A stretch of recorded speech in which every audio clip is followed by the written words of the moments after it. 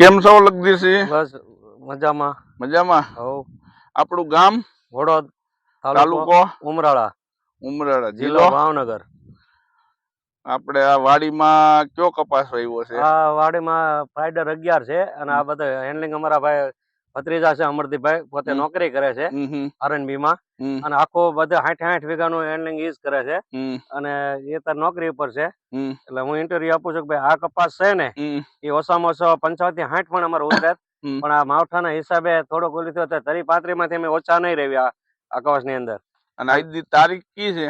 આજની તારીખ 2/12/2025. તોય પણ લીલોછમ છે કપાસ. લીલોછમ છે અને તમારે વરસાદ પણ બહુ તાતા એટલો લીલો છે. એટલો લીલો, અને એની અંદર ફૂટે એટી મૂકી અને નવો માલે પાછો બેસવા માંડ્યો, તમે જોઈ શકો છો.